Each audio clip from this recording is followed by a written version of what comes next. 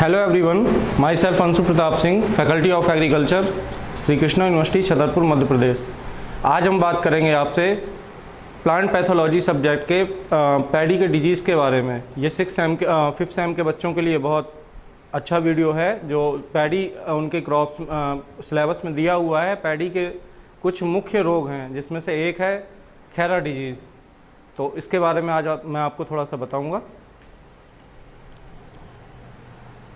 Disease name जैसा कि मैंने आपको बताया है, खैरा डिजीज़।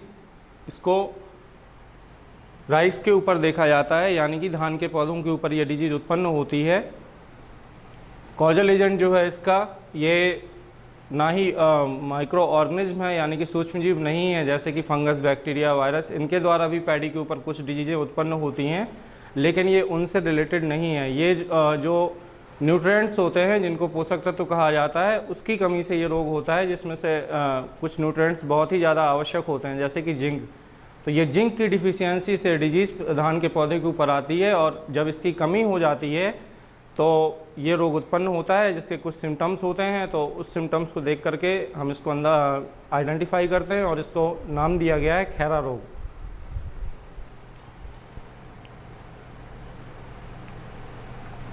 अब बात करते हैं इसके इंट्रोडक्शन की। Khaira disease also known as khaira रोगा, मतलब खैरा रोगा, इसको देसी भाषा में खैरा रोगा के नाम से जाना जाता है। तो अगर आप लोकल किसी फार्मर से मिलेंगे तो इसको खैरा रोगा या खैर रोग के नाम से जानते हैं। और it is a prevalent and destructive disease that affects paddy crops worldwide, characterized by the appearance on the destructive brown colored lesions on the leaves।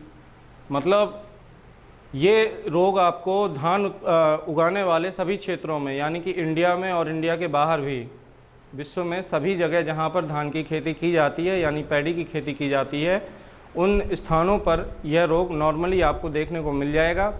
और भारत में भी, जैसे बिहार हो गया, पश्चिम बंगाल हो गया, जहाँ जहाँ पर मेजरली धान ही मुख्य फसल है, वहाँ पर ये रोग आसानी से आपको देखने को मिल जाता है। ये फसल में जिंक की कमी के कारण उत्पन्न होता है।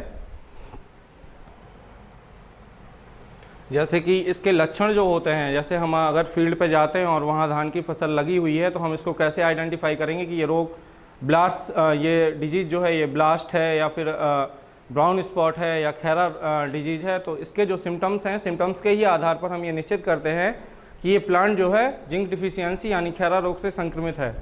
जैसे कि ये जो प्लांट है, ये लीफ आपको दिख रही होगी, ये लीफ जो है पैडी प्लांट की ही है, और इसकी जो नोट्स होती हैं, नोट्स पे ये ब्राउन, यानी कि जैसे जंग के कलर के धब्बे होते हैं, गोल्डन कलर के, उस तरह के धब्बे आपको ऐसे दिखाई देंगे उस लीव्स के ऊपर। इसको देख करके आप आइडेंटिफाई कर सकते हैं कि ये प्लांट जो है इसमें जिंक की डिफिशियंसी हुई है और ये संक्रमित है।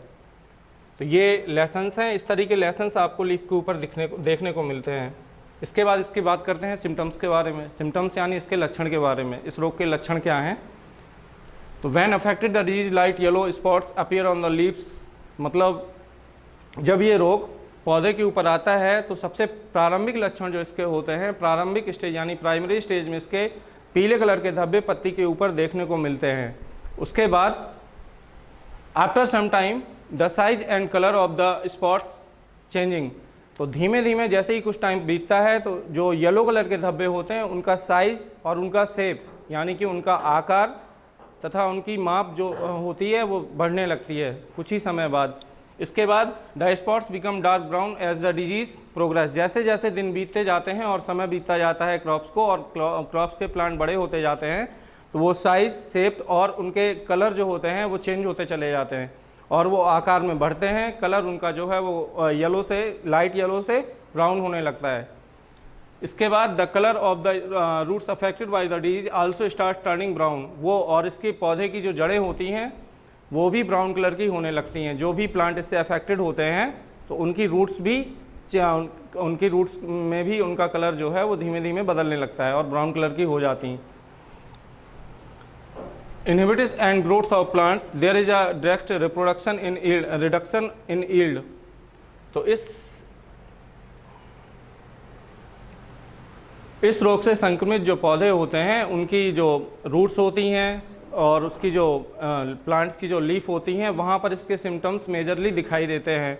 स्टार्टिंग में इसके जो सिम्टम्स होते हैं वो प्लांट्स की लीफ पर दिखाई देते हैं और वो सबसे पहले प्रारंभिक येलो कलर के धब्बे में दिखते हैं। फिर धीमे धीमे करके इसका जो जैसे ही कुछ 10 या 15 डेज या 20 डेज़ का समय जैसे ही बीतता है वैसे ही इसके जो सिम्टम्स हैं वो बढ़ते चले जाते हैं और जो येलो कलर के धब्बे थे वो गोल्डन ब्राउन कलर के हो जाएंगे और इसके जो रूट्स होती हैं रूट्स में का भी कलर ब्राउन कलर का हो जाता है। अब बात करते हैं इस डिजीज़ के आने से पैडी के पौधों के ऊपर क्या प्रभाव पड़ता है। तो पैडी के जो प्लांट्स हमने खेत पर लगा रखे हैं, जब ये डिजीज़ उसके ऊपर उत्पन्न होती है तो पैडी से हमें राइस यानी कि चावल प्राप्त होता है। तो इसका जो प्रोडक्शन है, जो बालियाँ बनती हैं, वो बालियाँ जो होती हैं या तो उनमें दाने जो होते हैं यानी पॉट्स जो होते हैं कम बनते हैं, लेकिन उनमें जो ग्रेन्स होते हैं तो वो धान के वो उन ग्रेन्स के अंदर जो है चावल का जो दाना होता है या राइस का जो पॉड होता है वो खाली रह जाता है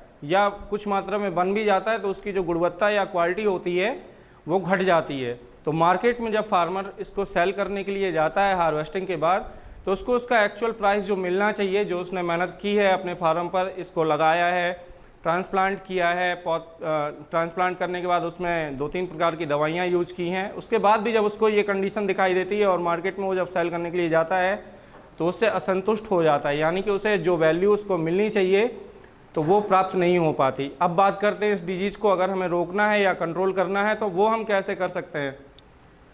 तो ये कुछ तरीके हैं इस डिजीज़ को रोकने के लिए या कंट्रोल करने के लिए, जैसे कि to meet the deficiency of zinc in plants apply to 3 to 4 kilogram of countryside organic zinc per एकड़ of land.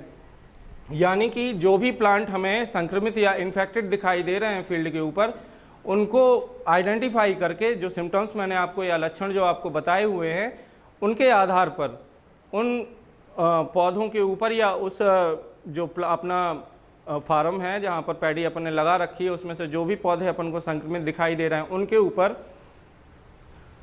3 to 4 kilogram of countryside organic zinc per एकड़ ऑफ लैंड। तो उस खेत पर अभी जैसे हमें स्टार्टिंग में 2 या 4 पौधे दिखाई दे रहे हैं, धीमे धीमे इसकी जो डिफिशियंसी है वो बढ़ती चली जाती है। तो लगभग 50 से 60% जो प्लांट्स होते हैं फील्ड पर उनमें सभी में ये लक्षण देखने को मिलते हैं। तो जब हमें 1-2 प्लांट ही दिखाई दें या प्राइमरी स्टेज हो तभी हमें इसका कंट्रोल कर लेना चाहिए। तो 3 से 4 किलोग्राम पर एकड़ के हिसाब से इस ऑर्गेनिक जिंक का जो है वो हमें छिड़काव करना चाहिए। इसके बाद to control this disease sprinkler 2 kilogram zinc sulphate and 1 kilogram stag lime in 400 litres of water per एकड़ ऑफ लैंड।